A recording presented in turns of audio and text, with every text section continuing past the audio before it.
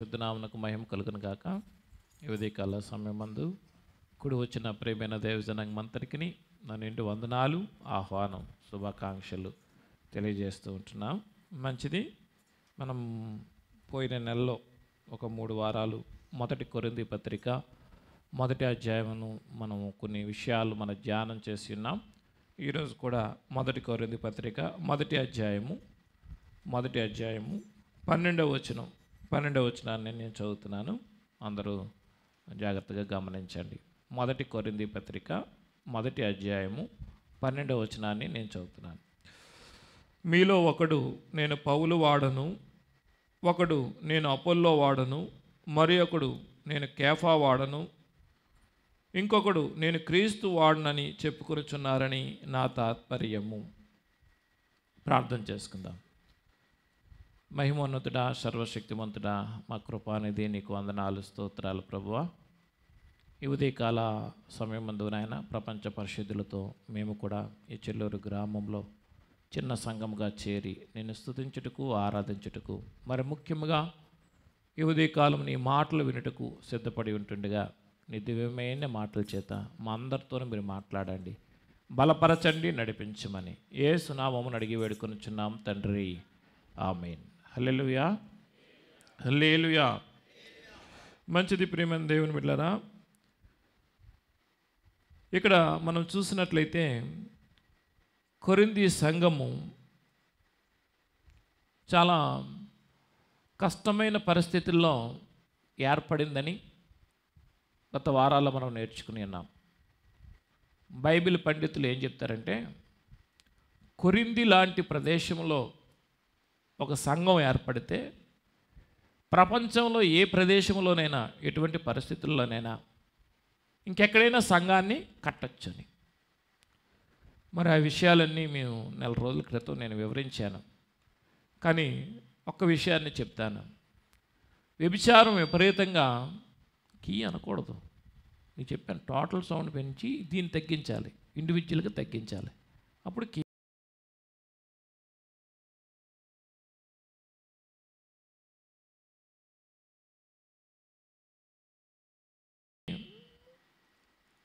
అక్కడ ఇంటివారే ప్రోత్సహిస్తున్నారు వ్యభిచారానికి. వ్యభిచార దేవతలు, కొండ మీదేమో స్త్రీలు.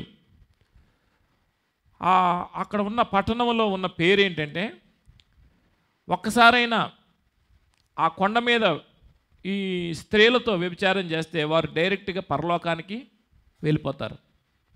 సాతానుడు ఎంతగా అది పెట్టాడో చూడండి.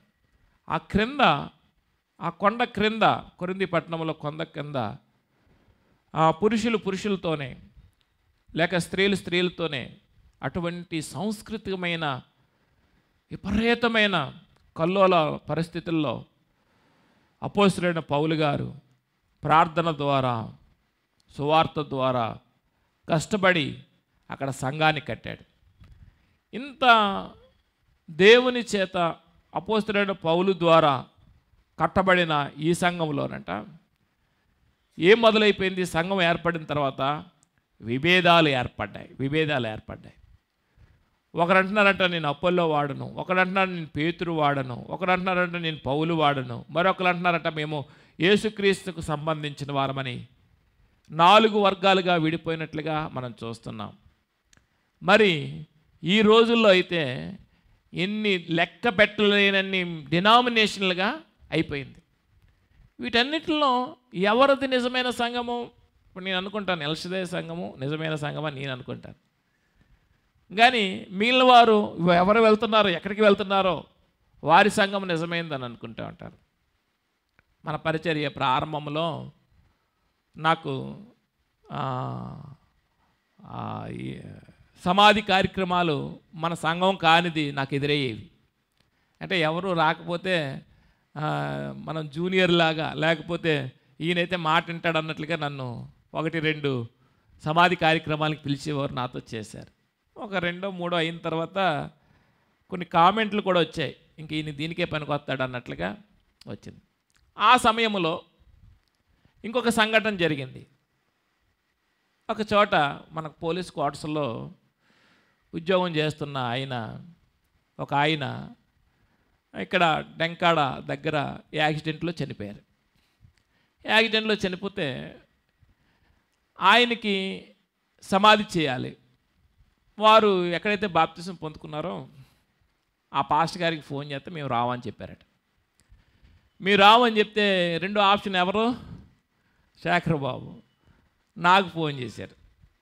నాకు ఫోన్ చేస్తే నేనేమన్నాను, మీ పాస్టర్ గారిని పిలిచారా అని అడిగాను.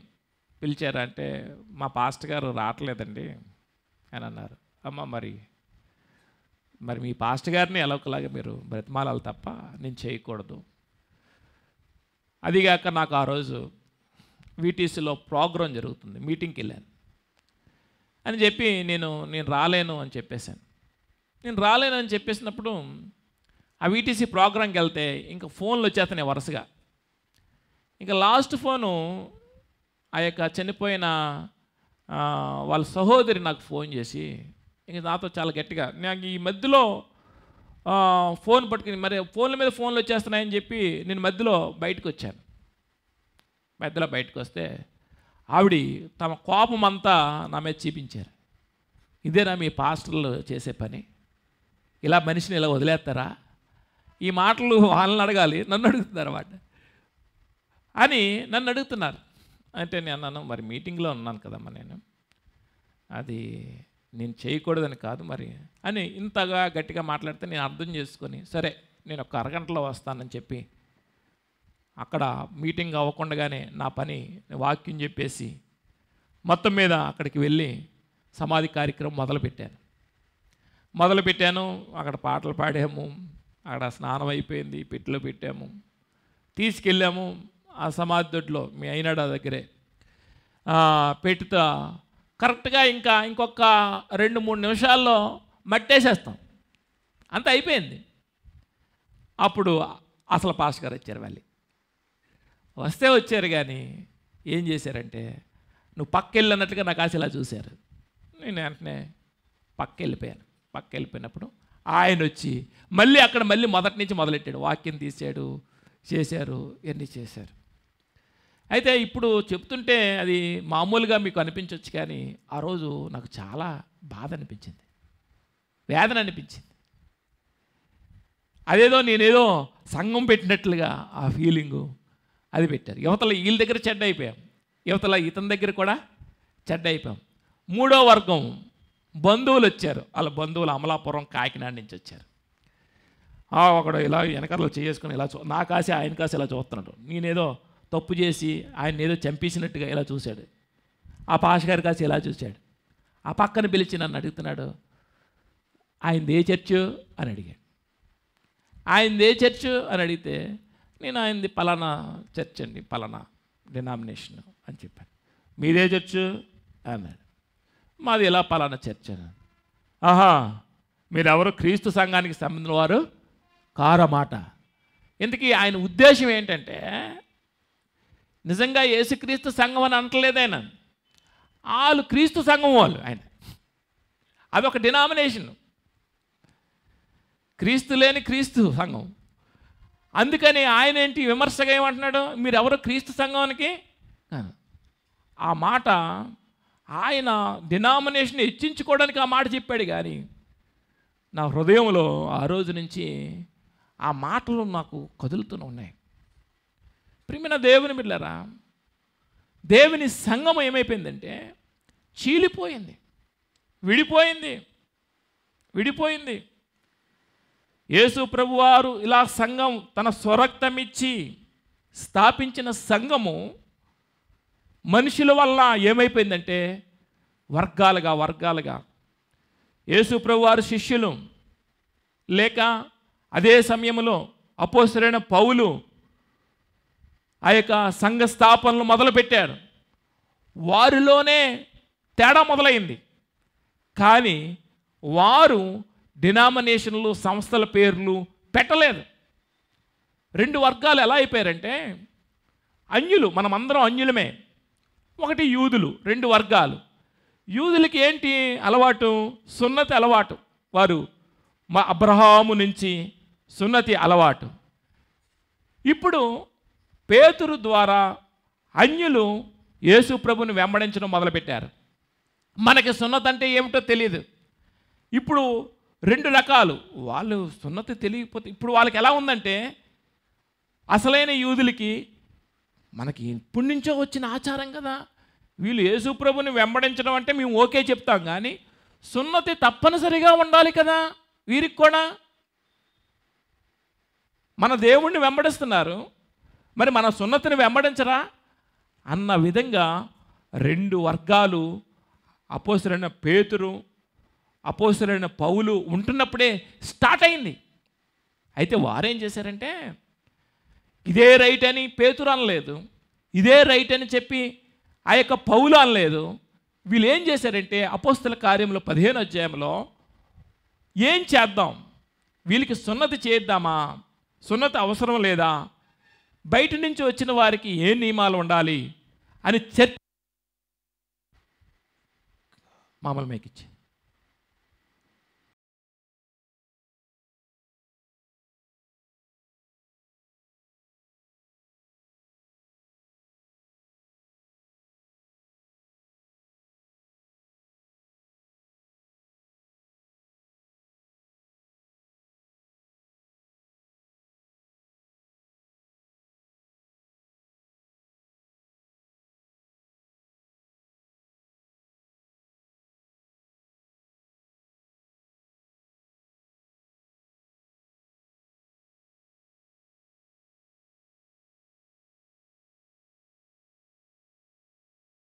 ఆయన యూదులు చెప్పినట్లుగా చేయాలని చెప్పి ఆ సమావేశంలో మాట్లాడలేదు. ఏది దేవుని చిత్తమో అది దాని గురించి పేతురు గారు మాట్లాడారు, యాకోబు గారు స్థిరపరిచారు, అపోస్తలుడైన పౌలు వీటన్నిటిని ఆమోదించారు. ప్రియమైన దేవుని బిడ్డలారా, ఆ విధంగా అన్యులు ఏం చేయాలో మినిమం అప్పుడు అన్యులు, ఇప్పుడు అన్యులకి అది వర్తించవు. ఎందుకు అంటే అది ప్రారంభం. పసివాళ్ళు, చిన్నపిల్లలకు చాక్లెట్లు తినమంటాం, పెద్దోళ్ళు కూడా చాక్లెట్లు అలా తింటా ఉంటే ఏమవుతుంది, అదే అవుతుంది. కాబట్టి అప్పుడు అన్యులకి 3 ప్రత్యేకంగా 3 నియమాలు పెట్టారు. ఇప్పుడు కూడా ఆ 3 నియమాలే మేము చేసేస్తామని కొంతమంది అంటున్నారు, అదొక వర్గం. కాబట్టి అప్పుడు ఆ యొక్క సమస్యను వారు కూర్చొని వారు పరిష్కరించి ఏమి చేయకూడదో ఏమి చేయాలో అని నిర్ణయించారు. ఇలా ప్రియమైన దేవుని బిడ్డలారా, ఆనాడు పెద్దలు అంటే సంఘ స్థాపకులు కలిసి మాట్లాడుకున్నారు. కానీ ఈనాడు ఏమవుతుందంటే, నేను చెప్పిందే రైటు, నేను చెప్పిన దానికి నాదొక మినిస్ట్రీ, నువ్వు చెప్తుంది నీదొక మినిస్ట్రీ, మేము పలానా బ్యాక్గ్రౌండ్కి చెందిన వారము, మేము పలానా ఐపీసీకి చెందిన వారము, మేము బాప్టిస్ట్కి చెందిన వారము, మేము లోదరన్నకి చెందిన వారము అని చెప్పి విడిపోయి ఈనాడు చాలా దేవునికి వ్యతిరేకమైన సంఘాలు, దేవుని కొరకు కట్టిన సంఘాలు అనుకుంటున్నారు. కానీ నాకు ఈ వారమంతా దీన్ని ధ్యానం చేస్తుంటే ఏమైపోయిందంటే, ఒక్కొక్కరు ఒక్కొక్క మినిస్ట్రీని పెట్టి సార్వత్రిక సంఘాన్ని ఏం చేశారంటే చీల్చివేశారు. సార్వత్రిక సంఘాన్ని చీల్చివేశారు. ఇప్పుడు మనం చూసినట్లయితే ఇక్కడ 4 వర్గాలు అయిపోయారట. 4 వర్గాలు అయిపోయారట. 4 వర్గాలు ఎందుకు అయిపోయారు? మొదటివాడు అంటున్నాడు, నేను పౌలు వాడను అని ఎందుకు అంటున్నారంటే, ఈ కొరింథీలో సంఘ స్థాపనకి ఎవరు కారకులు? పౌలు గారు. ఇంత స్థాపించిన వాడు. ఈరోజు ఎవరో వచ్చు, పాస్టర్ గారు రావచ్చు, రేపు ఇంకొక పాస్టర్ గారు రావచ్చు, కానీ మేము పౌలునే వెంబడిస్తాం, పౌలు గారే సూపరు అని కొంతమంది అంటున్నారట. సంఘాన్ని స్థాపించాడు కాబట్టి మేము పౌలు వర్గం అంటున్నారట. రెండవదిగా కొంతమంది ఏమన్నారు, మేము అపోల్లో వారము అంటే అప్పుడు సంఘాన్ని నడిపిస్తున్న ఆయన అపోల్లో, రోజు చూస్తున్న పాస్టర్ గారు అపోల్లో పాస్టర్ గారు, అతడు కూడా చక్కగా ప్రసంగించేవారట. కాబట్టి కొంతమంది ఏమంటున్నారంటే మేము అపోల్లో వారము అని కొంతమంది వర్గంగా అయిపోయారు. మరి కొంతమంది అంటున్నారట మేము కేఫా వారము అంటే పేతురు వారము. యేసు ప్రభు వారు సంఘ స్థాపనకు పేతురికి తాళాలు ఇచ్చానని ఆయన చెప్పారు. అంత మాత్రమే కాకుండా అన్యులు రక్షించబడ్డానికి పేతురు మూల కారణము. ఇంకా చెప్పాలంటే పేతురు ప్రసంగం చేస్తూ ఉంటే 3,000 మంది 5,000 మంది ఒక్క ప్రసంగం ద్వారా మార్పు చెందారు. ఆయనే సూపర్ అని కొంతమంది అంటున్నారు. ఎవరి కాలు ఈ ముగ్గురు మంచి వాళ్ళే. ఇంకా 4వ వర్గం అంటున్నారట, మేము వీళ్ళు ఎవరము కాదు, క్రీస్తుకు చెందినవారం. ఇదేదో రైట్లా కనబడుతుంది, కానీ ఇది తప్పే. మేము యేసుక్రీస్తుకు చెందిన వారము అని అంటున్నారు. ఇందాక క్రీస్తు సంఘము అని, మేము క్రీస్తు సంఘం మీరు కాదా అన్నట్లుగా ఒక ఆయన నన్ను ప్రశ్నించినట్లుగా ఇది మంచిగానే కనబడుతుంది, కానీ దానిలో 2 అర్థాలు ఉన్నాయి. ఒకటి, మేము క్రీస్తు వారము అని అంటే మీరు చేస్తున్న భక్తి మంచిది కాదు, మేము చేస్తున్న భక్తి మంచిదని ఒకటి. రెండవది, మాకు మీ పెద్దలతో సంబంధం లేదు, స్థానిక నాయకులతో సంబంధం లేదు, వాక్యం చెబుతున్న వారితో మాకు సంబంధం లేదు, మాకు దేవుడే అన్నట్లుగా ఉంటున్నారు. దేవుడు ఒక క్రమశిక్షణను కోరుకుంటా ఉంటాడు. దేవుడు చేత ఏర్పరచబడిన నాయకులకు మనము లోబడుతూ దేవుని మాటలకు లోబడాలి. అది దేవుని యొక్క ప్రణాళిక. కాబట్టి ఈ విధంగా విడిపోయిన వారిని అపోస్తలుడైన పౌలు ఏం చేస్తున్నాడంటే వాక్యం చేత కడుతున్నాడు. ఇందులో ఎవరు ఎక్కువ లేదు, ఎవరు తక్కువ లేదు. ప్రభువు చేత మేము ఎన్నుకోబడిన 4 రకాల వారమి, 3 రకాల వారమి, 2 రకాల వారమి. ఒకరేమో చెట్టుని నాటారు. ఆ యొక్క మనం చూసినట్లయితే మనం చూస్తాం, ఆ యొక్క 3వ అధ్యాయంలో పక్కనే 3వ అధ్యాయంలో ఉంటుంది. ఒకడు నేను పౌలు 4వ వచనం, 3వ అధ్యాయం 4వ వచనం, 1 కొరింథీయుల పత్రిక 3వ అధ్యాయము 4వ వచనం. ఒకడు నేను పౌలు వాడను, మరి ఒకడు నేను అపొల్లో వాడనని చెప్పినప్పుడు మీరు ప్రకృతి సంబంధులైన మనుషులు కాదా? 5వ వచనం, అపొల్లో ఎవడు, పౌలు ఎవడు? పరిచారకులే కదా. ఒక్కొక్కరికి ప్రభువు అనుగ్రహించిన ప్రకారము వారి ద్వారా మీరు విశ్వసించితిరి. 6వ వచనం, నేను నాటితిని, అపొల్లో నీళ్లు పోసెను, వృద్ధి కలుగు చేసిన వాడు దేవుడే. అంటే దేవుని పనిలో మేము ప్రతినిధులుగా ఉన్నాం. ఆయన మాకు ఈ పార్ట్ ఇచ్చాడు. అంటే ఈ బిల్డింగ్ కడుతున్నప్పుడు ఎలక్ట్రీషియన్ పార్టు ఎలక్ట్రీషియన్ చేయాలి, ప్లంబరు పార్టు ప్లంబర్ చేయాలి, మేస్త్రి పని మేస్త్రి చేయాలి, కార్పెంటర్ పని కార్పెంటర్ చేయాలి. ఇలాగా మేమందరం చేస్తున్నాం, కానీ ఇదంతా ఒక ఓనర్కి సంబంధించినది. రోడ్డు మీద వెళ్ళిపోతున్నప్పుడు ఇక్కడ మేస్త్రి పని చేసినోడు కొత్తగా వచ్చిన వాడిని అంటాడు, లేదా జూనియర్ని అంటాడు, ఆ బిల్డింగ్ చూడు చర్చి ఎంత బాగుందో, అది మేమే కట్టామంటాడు. అంతే, అంతవరకే. మేమే కట్టామన్న ఆయన తీసుకొచ్చి బెడ్రూమ్లోని పెడతానా? లేదండి మాకు మళ్ళీ ఆ వాసం కావాలి, మాకు ఎక్కడ ఇల్లు లేదండి, ఉండండి మేము ఉంటాము అంటే నేను ఉంచుతానా? లేదు. ఇలాగా దేవుడు సార్వత్రిక సంఘానికి దేవుడు దేవుని యొక్క స్వరక్తం ఇచ్చి, అపొస్తలుల కార్యంలో ఉంటుంది, దేవుడు తన స్వరక్తం ఇచ్చి కట్టిన సంఘం, స్వరక్తం ఇచ్చి సంపాదించిన సంఘం అంట. దాన్ని అపొస్తలుడైన పౌలుని, పేతురుని, శిష్యులను, అనేక మంది బోధకులను ఆయన నియమించాడు. వారి ద్వారా సంఘ స్థాపనలు ప్రారంభమయ్యాయి. ఆ తర్వాత ఏమైపోయాయంట? చీలికలు అయిపోయాయి. మొదట్లో ఆదిమ సంఘములో చీలికలు వస్తే దాన్ని అపోస్తులు మరలా చీలికలను కట్టారు. కానీ తర్వాత రోజుల్లో ఏమైపోయిందంటే చీలికలు వస్తే వీరు తీసుకువెళ్ళి ఒక డినామినేషన్ పెట్టారు. బైబిల్ గ్రంథంలో ఏ డినామినేషన్ పేర్లు ఉన్నాయి చెప్పండి? మన బైబిల్లో మీకు తెలిసినట్లుగా ఏ సంఘాల పేర్లు చెప్పండి? చెప్పాలి. ఎఫెసీ సంఘం, కొరింథీ సంఘము, 2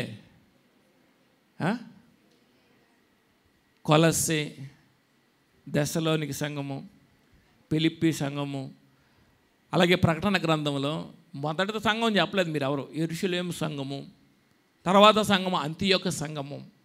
ప్రకటన గ్రంథంలో 7 సంఘాలు ఉన్నాయి. ఆ 7 సంఘాలు ఇవన్నీ డినామినేషన్లు కావు. మ్యాక్సిమం మనం చూసుకుంటే ఆ ఊరి పేరుతో సంఘాలు కట్టబడ్డాయి. కొరింథీలో ఉన్న దేవుని సంఘము, ఎఫెసులో ఉన్న దేవుని సంఘం. ఎఫెసీ మినిస్ట్రీ కాదు, కొరింథీ మినిస్ట్రీ కాదు, యెరూషలేము మినిస్ట్రీ కాదు. మరి అప్పుడైతే మీరు అనుకోవచ్చు, నేను అనుకోవచ్చు, అప్పుడైతే ఊరికి ఒకటే ఉంది. మరి ఇప్పుడు ఊరికి ఎన్ని ఉన్నాయి? ఇప్పుడు విజయనగరం సంఘం, మాది విజయనగరం సంఘం అన్నాను అనుకో, విజయనగరంలో వందల సంఘాలు ఉన్నాయి. ఏ సంఘము అంటే ఇప్పుడు నేనేం చెప్పాలి? చెల్లూరు సంఘం అని చెప్పాలి. ఒకవేళ చెల్లూరులో ఒక 4 సంఘాల స్థాపన అయ్యింది అనుకోండి, అప్పుడు ఏం చేయాలి? ప్రేమైన దేవుని బిడ్డలారా, ఒకవేళ పేరుకి సంఘం పేరు ఏదైనా పెట్టుకోవచ్చేమో కానీ ఒక మినిస్ట్రీ లాగా పెట్టుకోకూడదని దేవుడు నాకు బోధిస్తున్నాడు. ఇంకా దారుణం ఏమైపోయిందంటే ఈ రోజుల్లో వ్యక్తిగత పేర్లు మినిస్ట్రీకి పెట్టేస్తున్నారు. అప్పారావు మినిస్ట్రీస్ అంటే ఉదాహరణ చెప్తున్నాను, ఎవరి పేరు చెప్తే బాధపడతారు. వాళ్ళ సొంత పేరుతో క్రైస్తవ సంఘం మినిస్ట్రీలు పెట్టేస్తున్నారు. అసలు పెద్ద పెద్దవే పెట్టడం తప్పు, కానీ ఇప్పుడు ఏం చేస్తున్నారంటే ప్రతిదీ నేనేమనుకుంటున్నానంటే వాళ్ళు బైబిల్లో ఉన్న మంచి సత్యాలు తీసుకొచ్చారు, అంతవరకు దేవుడు వాడుకోవాలి. ఇప్పుడు జాన్ హస్సీ గారి గురించి మనం విన్నాం ఈరోజు మిషనరీ రిపోర్ట్. నాకు తెలియదు ఈరోజు వరకు మార్టిన్ లూథర్ గారే దానికోసం పోరాడారు అనుకున్నాం, కానీ దానికంటే ముందుగా 200 సంవత్సరాల కంటే ముందుగా 1400 సంవత్సరంలో ఈరోజు చెప్పిన జయ మిషనరీ ప్రకారం జాన్ హస్సీ గారు ఆ ఆర్సిఎంకు వ్యతిరేకంగా కొన్ని విధానాలు తీసుకొచ్చారు. అంతవరకు దేవుడు అతన్ని వాడుకున్నాడు. జాన్ హస్సీ మినిస్ట్రీ లేదే, కానీ ఆ తర్వాత 1600 సంవత్సరంలో మార్టిన్ లూథర్ గారిని దేవుడు ఎంచుకున్నాడు. మార్టిన్ లూథర్ గారిని ఎందుకు ఎంచుకున్నాడంటే దేవుడు, మార్టిన్ లూథర్ గారు కూడా అందరూ చేస్తున్నట్లుగే ఆ పోపు గారి దగ్గరికి వెళ్ళి తన పాపాలన్నీ ఒప్పుకుంటున్నాడట. ఎంత ఒప్పుకున్నా ఈయన పాపాలు తరగట్లేదంట. ఆ పోపు గారు అలిసిపోతున్నారట. ఇతనికి కూడా ఒప్పేసుకున్నాను కదా, డబ్బులు ఇచ్చేసాను కదా, సంతృప్తి లేదట. వాక్యం చదువుతుంటే నీతిమంతుడు విశ్వాస మూలముగా జీవించును అన్న మాట అతనికి ఆదరణ కలగజేసిందంట. అంతవరకు ఏం చేసేవారట? బతికున్న వాళ్ళ దగ్గర పాపాల కోసం డబ్బులు తీసుకోవడం మాత్రమే కాదు, చనిపోయిన వాళ్ళ పేరును కూడా డబ్బులు తీసుకునేవారట. వాళ్ళ పాపం నుంచి విడుదల పొందాలంటే నువ్వు ఇంత డబ్బులు ఇవ్వాలి, ఇంత పాపానికి ఎంత రేటు. ఇందాక జయ చెప్పిన దానిలో చిన్న క్లారిఫికేషన్ ఇవ్వాలి. ఎవరైనా నామకరణం చేసినా డబ్బులు ఇవ్వాలి అంటే దానికి స్వతంత్రంగా కానుక ఇవ్వడం వేరు. కానీ వారే నిర్ణయించారంటే నామకరణంకి 1000 రూపాయలు, దీనికి ఇది స్వతంత్రంగా ఇవ్వడం. ఇప్పుడు చూడండి, చాలామంది ఎంత కావస్తే అంత ఇస్తున్నారు ఇప్పుడు, అంతేగాని ఇంతే ఇవ్వాలని లేదు, ఇంతే ఇవ్వాలని లేదు. మీ ఏదైనా కూడికి పెట్టుకున్నారనుకోండి, ఎవరు స్తోమత చొప్పున, ఎవరు దొంగతనం చొప్పున వారు ఇచ్చుకుంటున్నారు. అంతేగాని ఈ లిస్ట్ రాసామనుకోండి, కింద మనము చూస్తాం హోటల్కి వెళ్ళినప్పుడు, ఇడ్లీ 2 ఇడ్లీ 30, పూరి 50 అన్నట్లుగా అప్పుడు ఏం చేసేవారంటే ముక్కు పిండి వసూలు చేస్తున్నప్పుడు ఆ యొక్క బోధలన్నీ తప్పని మార్టిన్ లూథర్ గారు తీసుకొచ్చారు. ఆయన వలన ప్రపంచ సంఘం బాగుపడింది. కానీ ఏం జరిగింది అని అంటే ఆ ఒక సంస్థ మొదలైపోయింది. అలా బ్రదరన్ సంఘం మొదలైపోయింది, అలా పెంతెకోస్తు సంఘం మొదలైపోయింది. ఇప్పుడు మొదలైపోయిన తర్వాత ఇప్పుడు ఏమైపోయిందంటే గోడలు వేసుకొని మాదే రేటు అని ఈ రోజుల్లో పూర్తిగా కొట్టుకొని చేస్తున్నారు. ప్రియమైన దేవుని బిడ్డలారా, బ్రదరన్ చర్చ్ 200 సంవత్సరాల ముందు మొదలైంది, పెంతెకోస్తు చర్చ్ 100 సంవత్సరాల ముందు మొదలైంది. మరి అంతకుముందు సత్యం ఏమైంది? సత్యం చచ్చిపోయిందా? కాదు, ఒక నియమాన్ని దేవుడు నీకు అనుగ్రహించాడు అంతే. దాన్ని బట్టి కొంతమంది జీవితాలు మార్చాలి, కానీ కొన్ని సంస్థలు పెట్టకూడదు. ఆ సంస్థలు పెట్టి ఏమైపోయిందంటే నాకు ఇంత బాధ కలగడానికి కారణం కూడా ఇంకొకటి కూడా జరిగింది ఈ వారంలో పరిణామం. నేను ఈ వారంలో బ్రదరన్ 200 సంవత్సరాల వేడుకలు చేసుకుంటున్నారు హైదరాబాద్లో. అది నాకు నోటిఫికేషన్ వచ్చింది. ముందుకు వచ్చింది యూట్యూబ్లో. నేను ఎప్పుడు పాల్ గాంధీ గారి వాక్యాలు చాలా వింటాను. నాకు తెలిసిన వాళ్ళకి అందులో ఉదాహరణ అనిల్ కూడా చెప్పాను, పాల్ గాంధీ గారి విను బాబు అని. ఆయన బ్రదరన్. వాళ్ళ మీటింగ్ అయిపోయింది, సాయంత్రం ప్రశ్నోత్తరాలు చదువుతున్నారు. ఆ ప్రశ్నోత్తరాల్లో ఒక ప్రశ్న ఏం వేశారంటే, మనం బ్రదర్ అని వాళ్ళు ఆ యొక్క పిల్లా వెంకటరత్నం గారిని, సిద్దిపేట ప్రకాష్ గారిని, పిఏ స్వామి గారిని మీటింగులకి పిలుస్తున్నారు, అలా పిలవచ్చా అంటే భలే ప్రశ్న అడిగారు. ఈయనైతే కరెక్ట్ చెప్తాడు అనుకున్నాను నేను. ఆయన మొదలు కూడా ఎలా మొదలు పెట్టారంటే, దీనికి మలానోళ్ళు పిలిచారు, పలానోళ్ళు పిలిచారు అంటే మంచి, ఆయనకి చాలా నాలెడ్జ్ ఉంది. కానీ ఆయన ఏం చెప్పారంటే, మన వాళ్ళు ఉంటుండగా ఇంకొకరిని ఎందుకు పిలాలి అంటే ఒక కొత్త గోడ వేసేశారు. ప్రియమైన దేవుని బిడ్డలారా, మరలా చెప్తున్నాను, సిఎస్ఐలో ఉన్న వాళ్ళందరూ మంచి వాళ్ళు కాదు. ఆయా సంఘంలో బాప్టిస్ట్ సంఘాల్లో కొంతమంది ఉన్నారు, పెంతెకోస్తు సంఘాలు కొంతమంది ఉన్నారు, ఆర్సీఎంలో కూడా కొంతమంది ఉన్నారు. వీరందరూ ఎవరు యథార్థ హృదయాలైతే వారు దేవుని సంఘములో చేర్చబడతారు, సార్వత్రిక సంఘములో. కానీ ఒక్క మినిస్ట్రీయే మంచిది కాదు. మరి కొంతమంది ఏమంటారంటే, చర్చిలో అన్నీ గొడవలేనండి, నాకు ఏ చర్చికి వెళ్ళాలో తెలియట్లేదండి, బాప్టిస్టులో కొట్టుకుసేస్తున్నారండి, లోదరన్నలో కొట్టుకుసేస్తున్నారండి, హెబ్రోన్లో భక్త్ సింగ్ గారు చనిపోయిన తర్వాత ఎన్ని విభేదాలండి. ప్రియమైన దేవుని బిడ్డలారా, ఇక్కడ మనం చదువుకున్న ఈ వచనంలో మనం చూసినట్లయితే చూడండి, 10వ వచనం, మొదటి కొరింథీ పత్రిక 1వ అధ్యాయం 10-11. సహోదరులారా, మీరందరూ ఏకభావముతో మాట్లాడవలనని మీలో కక్షలు లేక, అంటే ఏమున్నాయి? కక్షలు ఉన్నాయి.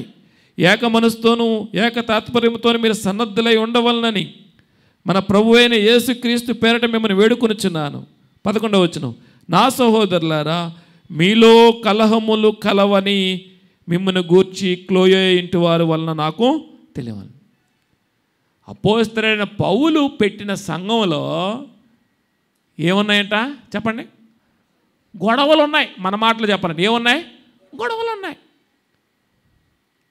ఆదిమ సంఘములో, యెరూషలేము సంఘములో గొడవలు ఉన్నాయి. నెంబర్ 1 సంఘంలో గొడవలు ఉన్నాయి. ప్రపంచవ్యాప్తంగా నువ్వు ఎక్కడికి వెళ్ళినా, నేను ఎక్కడికి వెళ్ళినా గొడవలు ఉంటాయి. అందరూ అనుకుంటారు, ఆ ఉన్నవాళ్ళు, సంఘంలో ఉన్నవాళ్ళు అనుకుంటారు, మా చర్చిలో గొప్ప కలహాలండి, గొప్ప దెబ్బలాటలండి అంటారు. కొత్తగా వచ్చిన వాళ్ళు కొంతమంది ఏమనుకుంటారంటే, వీళ్ళు బాబోయ్ ఇంకో చర్చికి వెళ్ళిపోతాను, అలా 2-3 చర్చిలు చూస్తారు. అన్ని చర్చిల్లో ఏమైపోయిందంట? గొడవలే. కాబట్టి నేను ఏ చర్చికి వెళ్ళను అనుకుంటున్నారు. ఏమండి, విజయనగరంలో కారు యాక్సిడెంట్ అయ్యింది, విశాఖపట్నంలో కారు యాక్సిడెంట్ అయ్యింది, అనకాపల్లిలో కూడా కారు యాక్సిడెంట్లు అయ్యింది, విజయవాడలో కారు యాక్సిడెంట్ అయింది. కారు ఎక్కడ మానేసావా? మన విమానంలో 318 మంది చనిపోయారు, ఇంక విమానం ఎక్కడ మానేస్తున్నారా? ఆ 300 మంది ఒకే సీట్ కావాలంటున్నారు, ఆ సీటు 300 మంది 18 మందికి ఒకే సీటు దొరుకుతుందా? ప్రియమైన దేవుని బిడ్డలారా, దేవుని సంఘములో కలహాలు ఉంటాయి కదా, అందుకని నేను ఇలా ఉన్నాను అని అంటే ఆ దోషం నీ మీద ఉంటుంది. ఎవరి వలన కలహాలు కలుగుతున్నాయో, ఎవరి వలన భేదాభిప్రాయాలు సంఘంలో కలుగుతున్నాయో వారికి శిక్ష. అభ్యంతరములు కలగక మానవు కానీ అభ్యంతరములు ఎవరి వలన కలుగునువో వారు ఆ నష్టపరిహారం, వారి కుటుంబాలు బాగుండవండి. ఇది దేవుని సంఘం అని జ్ఞాపకం చేసుకోవాలి. దేవుని సంఘములో ప్రతి ఒక్కరి తీర్మానం చేసుకోవాలి, నేను సురక్షితంగా దేవుని రాజ్యానికి వెళ్ళడానికి వచ్చాను, నా వలన ఎటువంటి భేదాభిప్రాయాలు సంఘంలో కలగకూడదు. నీకేదో నొప్పి కలుగుతుంది. ఇప్పుడు పిల్లలకి కంఠస్థ వాక్యాలు ఇస్తున్నాం, పెద్దలకి మిషనరీలు ఇస్తున్నాం. చూడండి, ఎప్పుడు ఆ చెప్పిన జయే చెప్తుంది, చెప్పిన బానే చెప్తాడు, మా అబ్బాయికి ఇచ్చాడా, ఏమో మీ అబ్బాయి చెప్తాడో చెప్పగలడో లేదో, లేకపోతే ఎన్ని లోపాలు ఉన్నాయో అది ఇస్తున్న వారికి అర్థమవుతుందేమో, లేదా మర్చిపోయారేమో. ఇక దాన్ని పెట్టుకొని మనం పెంట పెట్టకూడదండి. పలానోలే పాటలు పాడుతున్నారు, మా వాయిస్ ఎంత బాగుంటుందో అని అనకూడదు. సాతానుడు ఏదో ఒక బాణం వేస్తాడండి. నీకు ఒకవేళ మితిమీరిపోయింది, ఇంక నువ్వు సంఘంలో ఉండలేకపోతున్నావు, నువ్వు సంఘంలో నుంచి ఒకవేళ వెళ్ళిపోవచ్చేమో, కానీ నీ ద్వారా గుర్తుపెట్టుకోనండి, తీవ్రమైన శాపము సంఘాల్లో ఎందుకు కలుగుతుందో చెప్తున్నాను.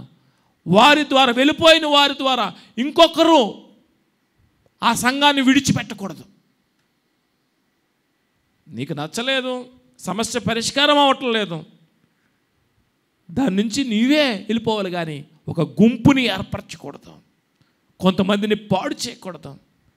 కాబట్టి ఈరోజు మనం నేర్చుకుని ఉన్నాం, దేవుని సంఘము అది ఏ ఊరిలో ఉంటున్నా ఒక సంఘ స్థాపన అంత డబ్బుతో కుదరదు, జ్ఞానంతో కుదరదు, చాకచక్యంతో కుదరదు, బలగంతో కుదరదు, దేవుని యొక్క కార్యం ద్వారా కలుగుతాడు. ఈ చెల్లూరులో ఎంతమంది దేవుణ్ణి ఈ విధంగా ఆరాధించడానికి నాకు ఏమున్నాయి తెలివితేటలు అంటే ఈ వాక్యం ఏదో చెప్పేస్తే వచ్చేస్తారా? రారు. దేవుని కృప ద్వారా దేవుడు ఈరోజు వీటీసీలో కూడా కొన్ని చెప్పాను సాక్ష్యాలు, కొన్ని అద్భుతాలు జరిగించాడు, కొన్ని సూచక్రియలు జరిగించాడు, కొంతమంది స్వస్థత కలిగింది. అలా అలా అలా దేవుడు, కొంతమంది ఏమో సువార్త చేశారు. ఇలా ఎవరికి తోచింది దేవుడు ఏర్పరిచి మనం పని చేశాము, దేవుడు కార్యం చేశాడు. హల్లెలూయా. దేవుడు కార్యం చేశాడు. లేకపోతే నాకు హైదరాబాద్లో తెలిసిన వాళ్ళు ఉన్నారు, విశాఖపట్నంలో తెలిసిన వాళ్ళు ఉన్నారు, కానీ వారికి లేని సంఘాలు, లేని మనుషులను దేవుడు మనకు అనుగ్రహించాడంటే నాలో ఏమీ లేదు. ఇప్పుడు నేను అతిశయించుకోవడానికి ఏం లేదు.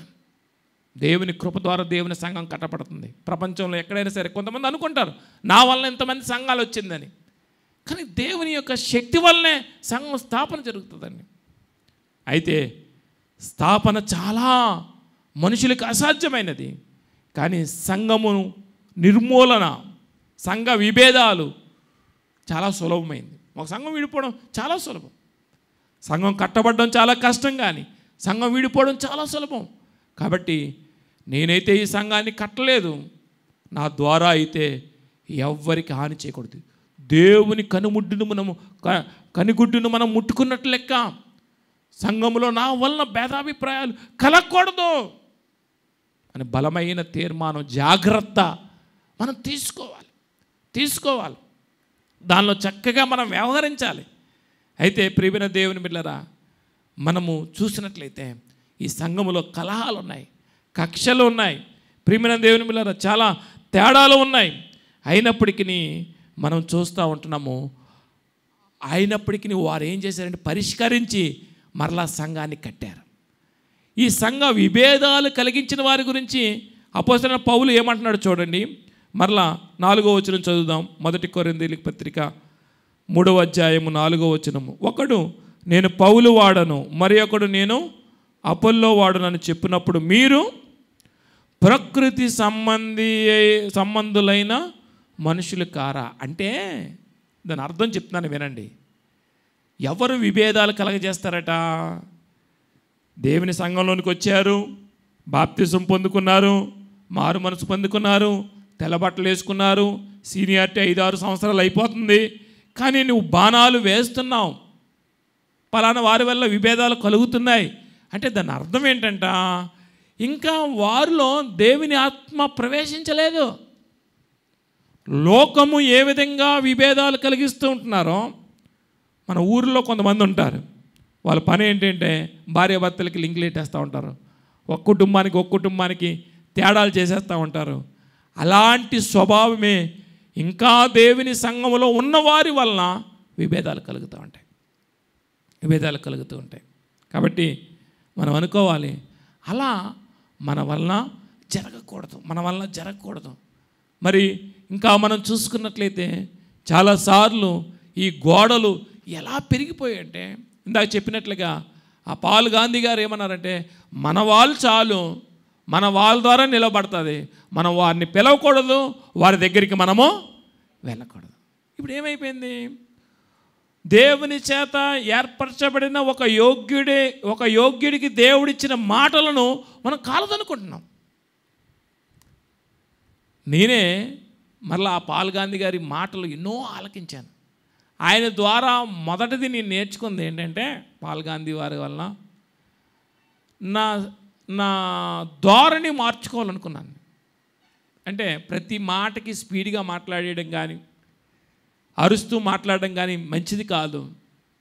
చక్కగా వాక్యం అర్థమయ్యే రీతిలో ఆయన మాట్లాడినట్లుగా నేను మాట్లాడాలని మొదటి మాట. ఆ తర్వాత అనేకమైన విషయాలు ఆయన వాక్యం చెప్తూ, ఇప్పుడు కూడా నేను ఆయన గౌరవిస్తున్నాను, అందుకే చెప్తున్నాను. ఇది అయిన తర్వాత కూడా 2-3 వర్తమానాలు మరలా ఆలకించారు. ఆయన కన్నీటితో దేవుని మాటలు చెప్తున్నాడు. అంతకుముందు ఎజ్రా గుమ్మడి గారని అదే బ్రదర్ అను, ఆయన వాక్యం విని సంతోషమయ్యి ఆయనకి ఫోన్ చేశాను ఒకసారి 5 సంవత్సరాల క్రితంలేండి. ఆయన కూడా మొదట అడిగిన మాట ఏంటంటే, మీ ఏ డినామినేషన్ అని అడిగాను. నేను ఇలా పెంతెకోస్తు బ్యాక్గ్రౌండ్ నుండి వచ్చామండి అని చెప్పాను. వెంటనే ఆయన అన్నాడు, మీకు మాకు చాలా డిఫరెన్స్, మీది మాది కలవదు. మరి పరలోకంలో కలుస్తామా? మళ్ళీ అదే మాట చెప్తున్నాను.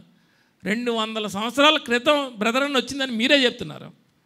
100 సంవత్సరాల క్రితం పెంతెకోస్తు వచ్చిందని మనం చెప్తున్నాం. ఆ 100 సంవత్సరాల ముందు, 200 సంవత్సరాల ముందు సత్యము లేదా, దేవుని సంఘము లేదా, వారు మానవులే కదా, వీరెవరు నిర్మించారో వారు మానవులే కదా. ప్రియమైన దేవుని బిడ్డలారా, మోసపోవద్దు. నేను ఈ మాట నేర్చుకొని ఇకపై ఎక్కువగా చర్చి పేరు పెట్టకూడదు, చెల్లూరు చర్చి అని చెప్పాలి అని నిర్ణయించుకున్నాను. అడ్రస్ కోసమో ఇంకా సంఘాలు ఎక్కువైపోతే అప్పుడు ఎల్సదే చర్చి అని పిలుద్దాం కానీ. అందుకని ఈ వారంలో నన్ను అయ్యగారు మీటింగ్ ఉంది మధురవాడలో, మీ పేరు ఏమని రాయమంటారు, దాని క్రింద ఏం రాయమంటారు అన్నారు. నేను ఇప్పుడే కదా దేవుడు మాట్లాడుతాడని చెప్పి నేనేం చేశానంటే, విజయనగరం అని రాయండి అన్నాను. అది కదండి మీ చర్చి పేరు, వద్దు అన్నాను. ఇక నుంచి అలా చేయకూడదని నేను నిర్ణయించుకున్నాను. ప్రేమైన దేవుని బిడ్డలారా, అంత మాత్రం కాదు, క్రైస్తవ సంఘానికి ఒక సమస్య ఉండిపోయింది, పెద్ద బలహీనత కూడా ఉండిపోయింది. ఏంటంటే, ఈ ఊర్లో ఉద్యోగం చేస్తున్నాం, ఈ ఊరు నుంచి ట్రాన్స్ఫర్ అయ్యి వెళ్ళారు హైదరాబాద్కి. అక్కడ ఏం చేస్తున్నాం, అక్కడ కూడా పెంతెకోస్తు సంఘానికే వెళ్ళండి, అక్కడ కూడా హెబ్రోను సంఘానికే వెళ్ళండి అని వీళ్ళు సిఫార్సు చేస్తున్నారు. వారు కూడా అక్కడికే వెళ్తున్నారు. నేనేమంటానంటే, వాక్య ప్రకారం కూడా నేను మాట్లాడతాను వినండి. ఏలియా ఒక డినామినేషన్, అది ఏలియా మినిస్ట్రీస్ అనుకుందాం కొంతసేపు, బైబిల్లో ఉన్న ఏలియా. ఇప్పుడు ఎలీషా కూడా ఏ మినిస్ట్రీస్? ఏలియా మినిస్ట్రీసే. చెప్పండి, ఏ మినిస్ట్రీస్? ఏలియా మినిస్ట్రీసే. ఎలీషా తర్వాత ఎలీషా కూడా ఏలియా మినిస్ట్రీసే. ఎలీషా తర్వాత ఎలీషా దగ్గర ప్రవక్తల కాలేజీ ఉంది, అదే మినిస్ట్రీసు? ఏలియా మినిస్ట్రీస్. ఎప్పుడు చెప్తాను వినండి జాగ్రత్తగా. ఎలీషా దగ్గర అతి ప్రధాన శిష్యుడు గెహాజీ మినిస్ట్రీస్ ఏది? ఏలియా మినిస్ట్రీసే. ఏలియా మినిస్ట్రీస్. మరి ఏలియా లాంటి వాడేనా గెహాజీ? ఎలీషా లాంటి వాడేనా గెహాజీ? ఇద్దరు లాంటి వాడు కాదని ఇన్ని సంవత్సరాల తర్వాత, 1000 సంవత్సరాల తర్వాత మనం చెప్పడం కాదు, షునేమీరాలు పట్టేసింది. ఆ గెహాజీ ఎలాగనుకుంటున్నాడు, ఏలియా తర్వాత ఇంత పవర్ఫుల్ ఆత్మ ఎలీషాకు వచ్చింది, ఎలీషా తర్వాత నాకు ఇంకా పవర్ఫుల్ ఆత్మ వచ్చేస్తుందని చెప్పి ఈయన ఎలీషాతో ప్రార్థన చేయించుకోవడానికి ముందే ఈ షునేమీరాలను అడుగుతాడు, అమ్మా నీ సమస్య ఏంటమ్మా అని అడుగుతుంటే, సమస్య ఏమీ లేదని చెప్తుంది. ఎందుకు చెప్పింది? ఈ మినిస్ట్రీయే కానీ ఇతనిలో అంత శక్తి లేదని షునేమీరాలకు అప్పుడే అర్థమైపోయింది. శక్తి లేదని అర్థమైపోయింది. ఇప్పుడు చెప్పండి, అదే నేర్చుకోండి. అక్కడెక్కడో ఏసన్న గారు అనుకుందాం, ఓసన్న మినిస్ట్రీ పెట్టారు. ఏసన్న గారి దగ్గరికి వచ్చిన వాళ్ళందరూ, లేకపోతే ఆ సంస్థలో ఉన్న వాళ్ళందరికీ అదే ఆత్మ కలిగి ఉంటారా? అదే బుద్ధులు కలిగి ఉంటారా? అదే ప్రవర్తన కలిగి ఉంటారా? అదే నడవడి కలిగి ఉంటారా? కాదు. మనం చెట్టు పేరు చెప్పి కాయలు అమ్ముకున్నట్లుగా పిచ్చి పిచ్చి వాళ్ళ దగ్గరికి వెళ్ళిపోతున్నాం. మనం అసందర్భమైన వాటిలో మంచి నిర్ణయాలు తీసుకుంటున్నాం, కావలసిన దానిలో మంచి నిర్ణయాలు తీసుకోవట్లేదు. నా దగ్గరికే వచ్చామని నేను చెప్పడం లేదు, కానీ దేవుని చేత నువ్వు నడిపించబడి దేవుని చిత్తానుసారమైన వారి దగ్గరికి వెళ్తే నీ కుటుంబం బాగుపడుతుంది. ఆధ్యాత్మికంగా నువ్వు ఎదుగుతావు, ఆ పరలోక మార్గంలో నువ్వు ఉంటావు. లేకపోతే ప్రియమైన దేవుని బిడ్డలారా, వెంబడించువారు సరైన వారు కాకపోతే, నీ ఆధ్యాత్మికమైన జీవితం దెబ్బతింటే, వారు మిమ్మల్ని మోసం చేసి మీరు వారిని మోసం చేస్తే తర్వాత పరిణామాలు చాలా కఠినంగా ఉంటాయి. కాబట్టి అందులోనే రెండో మాట ఏంటంటే, మనం ఇంకొక చోటకి వెళ్ళి అదే మినిస్ట్రీస్లో జాయిన్ అవ్వకూడదు. మొదటి మాట, ఒకవేళ అక్కడ యోగ్యమైన వాళ్ళు ఉంటే, అదే మినిస్ట్రీ వాళ్ళు ఉంటే జాయిన్ అవ్వచ్చు. కానీ నువ్వు అనుభవపూర్వకంగా కొంత వాక్యం ఎరిగిన తర్వాత కూడా వారిలో అంత వాక్యం లేదన్నప్పుడు, అదే కొంతమంది ఏమంటారంటే, మా తాతల నుంచి మేము అదే డినామినేషన్ అండి, తాతల నుంచి. మీ తాత ఏ స్కూల్లో చదువుకున్నాడు? మీ తాత ఏ స్కూల్లో చదువుకున్నాడు? మరి నువ్వేమో ఈ స్కూల్లో చదువుతున్న కాన్వెంట్లు ఎందుకు చదువుతున్నావు? ఏమండి, ఆవిడ తెలుగు మీడియం కదా, ఇప్పుడు ఎందుకు తెలుగు మీడియంలో జాయిన్ అవ్వలేదు? అంటే టెక్నాలజీ అభివృద్ధి పొందింది కదండి, ఇప్పుడు కూడా బుద్ధి అభివృద్ధి పొందించుకోండి. దేవుని చేత ఏర్పరచబడిన సంఘాన్ని ఎంచుకోనండి. మరి కొంతమంది ఏం చేస్తూ ఉంటారంటే, మరి వాళ్ళ నాన్న దగ్గర నుంచి మేము ఇదే చర్చ అండి. ఇప్పుడు సపోజ్ నన్నే అనుకుందాం, ఇప్పుడు మీరు అందరూ ఈ ఎల్షదాయి సంఘానికి, చెల్లూరు సంఘానికి వస్తున్నారు. వాక్యం నచ్చింది కాబట్టి కొంతకాలంగా ఇక్కడే ఉంటున్నారు. మరి కొంతకాలానికి మనకి ఇది వినబొద్దేది చెప్పబొద్దేది, కానీ కొంతకాలానికి నేను ఇక్కడ ఉన్నాను. అప్పుడు చాలామంది ఏం చేస్తున్నారంటే, తండ్రిని బట్టి మరలా అదే సంఘానికి వెళ్తున్నారు.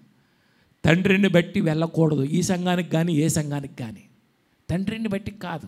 ఆ తండ్రి తన కుమారులను ఆ విధంగా నడిపించగలిగితే, తాను ఏ సత్యములో ఉన్నారో, దేవునికి భయభక్తులు తండ్రి ఎలా పూనుకున్నాడో అదే బిడ్డలకు నేర్పిస్తే తన సాయశక్తులుగా వారు ఆ మార్గంలో ఉంటే, అదే మార్గంలో వీరున్నారు కాబట్టి నేను ఇదే సంఘంలో కొనసాగుతాను అని అనుకోవచ్చు. కానీ చాలాసార్లు ఏమైపోతుంది, పెద్ద పేరు సంపాదిస్తున్నారు తండ్రులు, ఆ కొడుకులు చూసేసరికి వేరబూసుకొని ఆడోళ్ళు జుత్తుల్లాగా వేసుకొని, కానీ అదే సంఘాలకి సంఘం అంతా వెళ్తున్నారు అని అంటే అర్థం ఏంటంటే, లోకము గుడ్డిగా ఏ విధంగా వెంబడిస్తుందో, మనం కులం గుడ్డిగా వెంబడిస్తున్నాం కులాన్ని. ఆ కులం ఏం చేసిందో నీకు తెలియదు, ఆ కులం ఎలా వచ్చిందో నీకు తెలియదు, ఆ కులంలో ఉన్న ప్రత్యేకత ఏంటో తెలియదు. కానీ మా కులం వాడు సంతోషం. ప్రేమైన దేవుని, అదే డినామినేషన్ల గొడవ కూడా ఏం జరుగుతుందంటే, నువ్వు కూడా సిఎస్ఏనా, నేను సిఎస్ఏ, నువ్వు ఎబ్రోనా, నేను ఎబ్రో, నువ్వు బాప్టిస్టా, నేను బాప్టిస్టా, నువ్వు సంతోషం అయిపోతున్నారు. ఒకవేళ వ్యతిరేకమైతే బస్సులో మాట్లాడుకోవడం మానేస్తున్నారు. అంతకుముందు కులము ఏలుబడి చేసింది, ఇప్పటికీ ఏలుబడి చేస్తుంది. ఇప్పుడు డినామినేషన్లు కులాలుగా మారిపోయాయి. ఆ పెంటలో నీవు నేను ఉండకూడదు. అయితే పెద్దలు మంచి సిద్ధాంతాలు దేవుడు వారికి బయలుపరిచినప్పుడు, ఉదాహరణకి నేను చెప్తాను, మనలో ఉన్న లోపం ఏంటంటే, నేను ఒక పెంతుకోస్తు బ్యాక్గ్రౌండ్ కలిగిన ఒక సమాధి కార్యక్రమానికి వెళ్ళాను. కార్యక్రమంకి వెళ్తే మనం ఫుల్గా పెంతుకోస్తు కదా, ఆయన ఏం చేశారంటే పాటలు పాడుతున్నారు. ఆ పాటలు ఎలా పాడుతున్నారంటే, ఆరాధన చేసినప్పుడు ఎంతగా స్పీడ్గా, ఎంతగా హై స్థాయిలో ఉంటున్నామో అంతగా పాడాడుతున్నారు. అది నాకే బాధ అనిపించింది. మనము ఎక్కడ ఎలా వ్యవహరించాలో శరీరం మనకు చెప్తా ఉంటుంది. కానీ డినామినేషన్ వల్ల ఏమైపోయింది, ఇంకెక్కడికి వెళ్ళినా ఒకటే రూటు, ఒకటే దెబ్బ అన్నట్లుగా ఉంటుంది.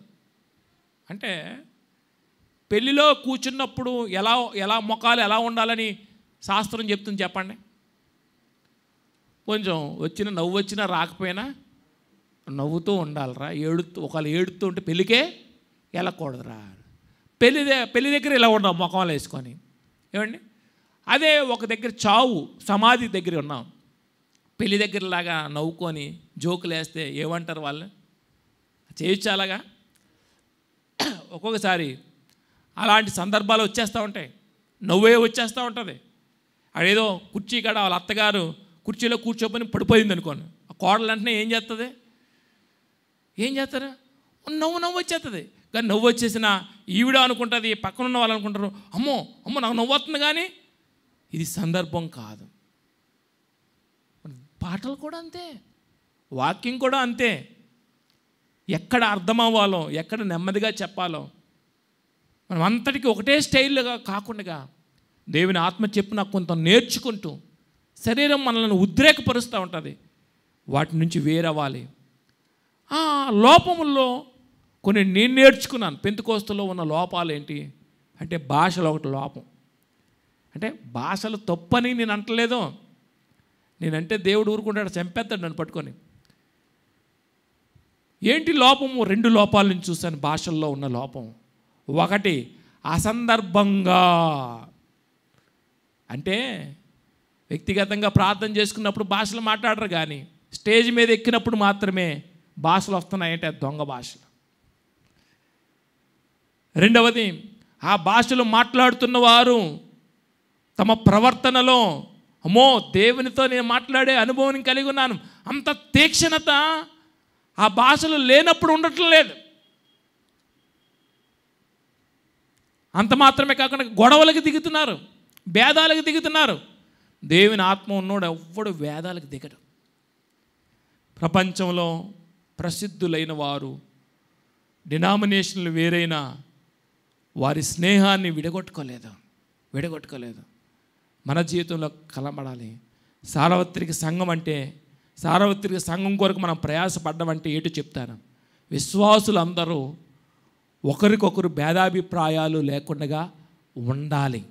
భేదాభిప్రాయాలు నా వలన కలగకూడదని ప్రతి ఒక్కరు అనుకుంటూ సంఘంలో ఏకత్వం కోసం ప్రయాసపడినవాడు సార్వత్రిక సంఘం కోసం ప్రయాసపడినట్లుగా. రెండవది, ఆ సంఘములు నడిపిస్తున్న కాపరి తాత్కాలికమైన కాపరి, శాశ్వతమైన కాపరి కాదు. యేసుక్రీస్తు తన స్వరక్తం ఇచ్చి సంపాదించిన సంఘాన్ని కాయడానికి కొంత సమయాన్ని దేవుడు ఆ కాపర్లకు ఇచ్చాడు. ఈ కాపర్ ఏం చేయాలంటే, చెల్లూరులో ఉన్న నేను ఆత్మతో గమనించి అదే మంచి హృదయంతో కాపరత్వం చేస్తున్న నాయకులతో, వారు ఏ డినామినేషన్ అయినా వారితో సత్సంబంధాలు కలుపుకోవలసిన బాధ్యత నాకుంటుంది. ఇండిపెండెంట్ సంఘము దేవుని సంఘము కాదు, డినామినేషన్ సంఘము దేవుని సంఘము కాదు. అర్థమవుతుందండి? ఇండిపెండెంట్ సంఘము దేవుని సంఘం, సార్వత్రిక సంఘం కాదు. కాదండి, మాది డినామినేషన్ అండి, అది కూడా దేవుని సంఘం కాదు, సార్వత్రిక సంఘం కాదు. ఏది సార్వత్రిక సంఘం అంటే, దేవుని మాటలు తమకు తెలిసినంత మట్టుకు యథార్థంగా నేర్చుకొని నడిపిస్తున్నారో అటువంటి సేవకులతో కొంతమందితోనైనా మంచి సంబంధాలు కలిగి ఉన్నప్పుడే వారు కలిసి సార్వత్రిక సంఘాన్ని కడుతున్నారు. ఇప్పుడు నా స్థాయిలో పాస్టర్ గారులతో నేను కలిసి ఉండాలి. నా తర్వాత స్థాయి ఏంటి?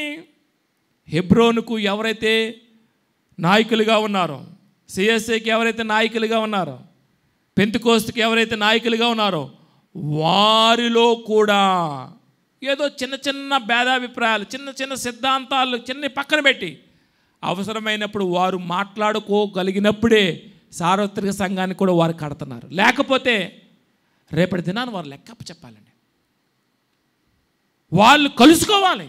యెరూషలేములో ఆదిమ సంఘం పెద్దలు, నాయకులు కలుసుకున్నట్లుగా ఈ డినామినేషన్ల నాయకులు కలుసుకోకపోతే నేను ఎవరితోని కలవము, మాలో ఎవరు కలవకూడదు అని అంటే రేపటి దినాన దేవునికి లెక్కప్ప చెప్పాలండి. ఇది ఖచ్చితం. ఇది ఖచ్చితం. సాతానుడు అడ్డుగోడలు, విష ప్రయోగాలండి. అబ్బా, దేవుని కృపను బట్టి మా నాయకుడు 1000 సంఘాలు కట్టాడు, 2000 సంఘాలు కట్టాడు అని అంటే ఇప్పుడు నాకేమనిపిస్తుందంటే, వారితో మనము 1000వ వంతు కూడా మనం చాలము, కానీ వారికి తెలియకుండానే సార్వత్రిక సంఘాన్ని ఇంత పెద్ద ముక్కలు చేశారు. ముక్కలు చేశారు. ప్రియమైన దేవుని బిడ్డలారా, చిన్న భేదాభిప్రాయాలు ఉండొచ్చు. ఉదాహరణకి జాన్ వెస్లీ గారు ఉన్నారు, విట్ఫీల్డ్ గారు, జార్జ్ విట్ఫీల్డ్ గారు ఉన్నారు, వైట్ఫీల్డ్ గారు ఉన్నారు. వీళ్ళిద్దరూ కొన్ని తేడాలు వచ్చాయి. ఒకరేమన్నారంటే, పరలోకం వెళ్ళే వారి లిస్టు ఆల్రెడీ తయారైపోయింది. అర్థమవుతుందా? పరలోకం వెళ్ళేవారి లిస్టు తయారైపోయింది. కాబట్టి ఏదో కొంచెం తేడాలు ఉంటాయి, కానీ మొత్తం మీద వీళ్ళు వెళ్ళవలసిన వారి పేర్లు లిస్ట్ తయారైపోయింది. ఇప్పుడు దానివల్ల నష్టం ఏంటి అంటే, ఇప్పుడు ఏమనుకుంటారంటే, ఆల్రెడీ నా పేరు ఉంటే నేను ఎలా తిరిగినా పరలోకం వెళ్ళిపోతాను, నేను ఎంత మంచిగా ఉన్నా నా లిస్టులో పేరు లేకపోతే నేను ఏమైపోతాను, పరలోకం వెళ్ళను, కాబట్టి నేను ఎలాగైనా నా నచ్చినట్టుగా ఉంటానని కొంతమంది బయలుదేరారు. దాన్ని బట్టి 2 సంస్థలు తయారైపోయాయండి. జాన్ వెస్లీ గారు, జార్జ్ విట్ఫీల్డ్ గారు తయారైపోయారు. ఒకరు ఒక సంస్థను పెట్టారు, ఒకరు ఒక సంస్థను పెట్టారు. కానీ వారి స్నేహం మారలేదండి. లేదు, మన ప్రవర్తన బట్టే ఆధారపడి ఉంటుంది. దేవుని కృప ఉంది, దాన్ని మనం నిలవబెట్టుకోవాలని ఒకరు పోరాడారు. కానీ వారు సంతోషంగా, సరే మీ నియమాన్ని మీరు పాటించండి, మా నియమాన్ని మేము పాటిస్తాం అని చెప్పి వేరయ్యారు. కానీ ఒకరంటే ఒకరు అభిమానించుకున్నారు, ఒకరినొకరు గౌరవించుకున్నారు, ఒకరి ఎదుగుదలకు ఒకరు ప్రోత్సహించారు. కానీ ఈ రోజుల్లో ఏమైపోయిందంటే, ఒకరిని ప్రోత్సహించట్లేదు. ఆయా జనముల్లో ఆర్సీఎంతో సహా, అంటే ఆర్సీఎంలో ఎక్కువ మంది దేవుని ఆత్మతో నడిపింపబట్టలేదు. కానీ నేను చూశాను ఒకరిద్దరిని భాషలతో మాట్లాడు వారిని చూశాను. వరంగల్లో మేము ఒకసారి, అప్పుడు మాకు టీవీ ఉండేది, చూస్తూ ఉంటే ప్రేమించేదని అధికముగా ఆ పాట పాడుతూ ఉంటే, ఆ బిషప్ గారు, ఆ ఫాదర్ గారు పాడుతూ ఉంటే నాకు ఎంతో ఆత్మ కదిలిందండి. ఆ తర్వాత మరి ఆయన ఏమయ్యారో తెలియదు, కానీ నాకు ఆ తర్వాత కనబడలేదు. కానీ ఎంతో సంతోషం, ఆయన మాట్లాడుతూ ఉంటే ఎంతో ఆత్మను నేను చూశాను, ఆర్సీఎం బ్యాక్గ్రౌండ్. కాబట్టి ఈరోజు నేను చెప్పేది ఏంటంటే, ప్రియమైన దేవుని బిడ్డలారా, రేపటి దినాన మీరు ఎక్కడికైనా వెళ్ళొచ్చు, లేకపోతే కొంతమంది తర్వాత యూట్యూబ్లో ఈ మాటలు వినొచ్చు. డినామినేషన్ దేవుని చేత ఏర్పరచబడింది కాదు. డినామినేషన్ అనడం వల్లనే వేరైపోయింది. మేము వేరైపోయాం, క్రీస్తు సార్వత్రిక సంఘంలో నుండి మేము వేరైపోయామని చెప్తూ ఉంటున్నారు. కాబట్టి దేవుడు కొన్ని కృప ద్వారా కొన్ని రకాల, ఇప్పుడు చూడండి, ఇప్పుడు మనము పిల్లలు కొంచెం కింద కూర్చుంటే వాళ్ళు ఎలా చప్పట్లు కొడతారో వారికి ఎప్పుడుకో నేర్చుకుంటారు. ముందుకు తీసుకొస్తే వారు ఎలర్ట్ అయిపోతారు, మనం ఎలర్ట్ అయిపోతాం, వారికి క్రమశిక్షణ నేర్పిస్తామని చెప్పి ముందు పెట్టాం. అది ఒక పద్ధతి. దేవుడు నాకు ఏదో చిన్న ఆలోచన, దాని ప్రకారం ఇలా చేసాం. ఇంకా ఇది పట్టుకొని ఎల్షదాయి మినిస్ట్రీ సిద్ధాంతం ఏంటో తెలిసిన పిల్లలు కాదు. యేసన్న గారికి దేవుడు ఆ యొక్క వివాహము చేసుకోకూడదని ఆయన నిర్ణయించుకున్నారు, ఆయన నిలవబడ్డాడు. ఇప్పుడు ఏమైపోయింది, ఓసన్న మినిస్టర్ వాళ్ళు అందరూ కూడా వివాహం లేనోలే దానిలో చేయాలి. మరి బైబిల్కి విరుద్ధమే కదా. పేతురు గారు వివాహం చేసుకున్నారు, అపోస్తలుడైన పౌలు ఏం చేసుకున్నాడు, వివాహం చేసుకోలేదు. ఆయన అంటున్నాడు, నేను కూడా కేఫా వలే నా భార్యని వెంపడెట్టుకొని తిరగొచ్చు కదా అని అంటున్నారు. కొంతమంది ఉన్నారు, చేసుకున్న వాళ్ళు ఉన్నారు, చేసుకోలేని వారు. వీరు దేవుని చేత వాడబడ్డారు, వీరు దేవుని చేత వాడబడ్డారు. ఇప్పుడు మనం ఒక మినిస్ట్రీ పెట్టుకొని కొంతమంది సేవకు రాకుండా, ఆ ఓసన్న మినిస్ట్రీలో నాకు సేవ చేయాలని ఉందనుకోండి, నాకు ఇప్పుడు నన్ను అనుమతించరు. ఎందుకు అనుమతించరు? నాకు పెళ్ళి అయింది, నేను ఎంత ఆత్మతో ఉన్నానో, ఎంత దేవునితో ఉన్నానో వ్యర్థం, వేస్ట్ అయిపోయింది. కాబట్టి మనం గమనించాలి, మనము సంఘముగా మనం కట్టుబడి ఉండాలి. అంత మాత్రమే కాకుండా సార్వత్రిక సంఘం అన్నారు కదా, అయితే మేము వారానికి ఒక సంఘానికి వెళ్తామండి, వారానికి ఒక సంఘానికి వెళ్తాం. నీకు ఏ దిక్కు ఉండదు, ఏ దిక్కు ఉండదు. దేవుడు నిన్ను యాదృచ్ఛికంగా నీకు ఒక సంఘాన్ని అప్పచెప్పలేదు. కొన్ని కార్యాల ద్వారా, దర్శనం ద్వారా, దేవుని వాక్యం ద్వారా, అద్భుతం ద్వారా ఈ దైవజనుడు దేవుడు నాకు అనుగ్రహించాడని నువ్వు తెలుసుకోవాలి. ఆ దైవజనుడిని ఏం చేయాలంటే వీలైనంత మట్టుకు, అంటే నువ్వు ట్రాన్స్ఫర్ అయిపోతో, లేకపోతే ఇంకోటి అయిపోతో, లేకపోతే ఇక్కడ సేవకుడు లేకపోతే తప్ప అప్పుడు వరకు ఆ దైవజనుడినే నువ్వు వెంబడించాలి. చిన్నపిల్లలు చక్కగా వాళ్ళకి బుద్ధులు వచ్చేయండి చిన్నప్పటి నుంచి. ఉదాహరణకి పాల్ బాబు గారు నా దగ్గర ఉంటున్నారు. వాళ్ళ అబ్బాయి ఉరుం బ్రాండ్ ఎక్కువగా మా ఇంట్లోనే ఉంటున్నాడు. కానీ నాకు నవ్వు వచ్చేసిందండి. ఏంటంటే ఎప్పుడైనా వస్తారు కదా, సరదాగా అంటామేమో, ఈరోజు రాత్రి ఉండిపోరా అని అంటాం. ఆడు నిర్ణయించుకుంటాడు ఇంటి దగ్గరే. వాళ్ళ సిస్టమ్ ఏంటంటే ఈరోజు ఇంటి దగ్గర చెల్లూరులో నువ్వు ఉండకూడదు అని చెప్తారు వాళ్ళ అమ్మ నాన్నలు. సరే ఉండని నిర్ణయించుకుంటాడు. కొంచెంసేపు ఆడుకొని మనం వెళ్ళిపోతాం. నేనేం చేస్తామంటే మేమేం దానికి వ్యతిరేకంగా ఏం చేస్తామంటే ఉండిపోరా అని అన్నాం అనుకో, వాడి నోట నుంచి వచ్చే మొదటి మాట ఏంటంటే అయితే అమ్మకు చెప్పు, అయితే నాన్నకు చెప్పు. వాళ్ళు ఒక క్రమశిక్షణ నేర్చుకున్నారు. మరి ఆ తల్లిదండ్రులు నేర్పించిందో లేదా స్వాభావికంగా వచ్చిందో నాకు తెలియదు. నేను అనుకుంటున్నాను స్వాభావికంగానే పిల్లలకు మంచి మాటలు వస్తున్నాయండి. అంత చక్కగా క్రమశిక్షణగా ఓ చిన్న పిల్లవాడు అంటున్నాడు కదా, మనల్ని ఎవరైనా పిలుస్తారు, ఏమండి రేపు ఆదివారం మా చర్చికి వచ్చేయండి, మీకు పాట ఇస్తామనేసరికి నువ్వు నీకు ఆ బుద్ధి ఉండాలి కదా. నువ్వు సాక్ష్యం చెప్పాలమ్మా అంటే ఏ సాక్ష్యం అండి, ఏ సాక్ష్యం? నువ్వు వెళ్తున్న స్థానిక దైవజనుడు నిన్ను గుర్తించి నీకు ఆ యొక్క గుర్తింపు అవకాశం ఉన్నప్పుడు నీకు ఇవ్వాలి తప్ప ఎక్కడో కనపడ. చాలామంది పాడైపోవడానికి కారణం ఈ సేవకులే. వీళ్ళు ఏం చేస్తారంటే తమ సంఘాన్ని కట్టుకోవాలని, ఒక ఉద్యోగం ఉన్నాడు అనుకోండి, ఒక ఆఫీసర్ ఉన్నాడు అనుకోండి, సార్ మీరు పాట పాడాలండి, మీరు ఈరోజు వాక్యం చెప్పాలండి, ఈరోజు వాక్యం చెప్పాలండి. ఆ వాక్యం దేవుని చేత ఏర్పరచబడింది కాదు, దెయ్యం చేత ఏర్పరచబడింది. ఈ సేవకుడి దురుద్దేశం ఏంటంటే వీరిని ఏ విధంగానే ఈ సంఘంలో నిలవబెట్టేయాలని. ఒకవేళ మీకు కూడా అటువంటి ఆఫర్లు రావచ్చు. నువ్వు పాట పాడు, మీ చర్చిలో 2 పాటలకి తగ్గించారు, 6 పాటలు పాడేవారు, ఇప్పుడు 2 పాటలకు తగ్గిపోయింది. మా చర్చిలో అయితే ఎంత బాగుంటుందో అని అనొచ్చు. మీకు ఇంత దేవుడు ఇందా రక్షించాడా, మీరు సాక్ష్యం చెప్పండి సిస్టరు, బ్రదరు. ప్రియమైన దేవుని బిడ్డలారా, ప్రాముఖ్యంగా ఆదివారం వెళ్ళకూడదు మొదటిది. రెండవది, నువ్వు ఏ దైవజనుడి చేత నడిపించబడుతున్నావో ఆ దైవజనుడి హృదయపూర్వకమైన పర్మిషన్. మామూలు పర్మిషన్ వేరు, నువ్వు అడ్డదిడ్డంగా నువ్వు వినవని తెలుసు, ఇంకేమంటారా వెళ్ళండమ్మా వెళ్ళండి అంటారు. అలా కాదు. ఇంకా మంచి మాట ఏంటంటే మీరు మా పాస్టర్ గారికి చెప్పండి అంటే ఇంకే బాధ ఉండదండి. మిమ్మల్ని ఎవరైనా ఆఫర్ చేసినప్పుడు ఏం చెప్పాలి? మా పాస్టర్ గారిని మీరు చెప్పండి. ఇప్పుడు ఆ ఉరుమ్రాండ్ ఏమన్నాడు? మా అమ్మకే చెప్పండి అన్నాడు కదా. మరి నీకు ఆ బుద్ధి రావద్దా, ఆ జ్ఞానం రావద్దా? తోక ఊపుకొని కుక్క బిస్కెట్ల కోసం బయలుపెట్టినట్టుగా అలాగెంతోమంది మంచి వాళ్ళు పాడైపోయిన వాళ్ళని నేను చూశాను. కాబట్టి అలా మోసపోకండి. పిల్లలకి ఎంత జ్ఞానం దేవుడు ఇచ్చాడు. నేను కోలిబిగాడు వచ్చాడు. వస్తే అన్నాను, అరే నువ్వు కూడా కీబోర్డ్ నేర్చుకుంటావు ఏంటరా అన్నాను. నేర్చుకుంటాను. ఎప్పుడు అంటే ఇప్పుడే అన్నాడు. ఊరికి ఎవడు నేర్పించడు, రేపు నువ్వు డబ్బులు పట్టుకుంటారా మీ నాన్న అడిగి, డబ్బులు ఫీజు పట్టుకొని వస్తే అప్పుడు నేర్పిస్తాను. అయితే రేపు తీసుకొస్తాను అన్నాడు మొదటి మాట.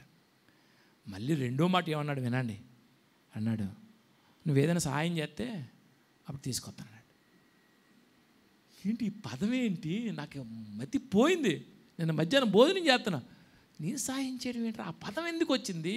వారి ఇంట్లో ఏమైనా మాట్లాడుకున్నారా? వెంటనే సత్యాన్ని పిలిచాను. ఇదేంటి సహాయం చేస్తే తెస్తానంటున్నాడు, మీరు ఏమైనా ఎప్పుడైనా ఏదైనా అంటున్నారా ఇలాగా అని అంటే, లేదు ఆ సహాయం అన్న పదం నాకు ఆశ్చర్యం కలగజేసింది. వారికి ఎవరు నేర్పించలేదు, వారికి అర్థమవుతుంది.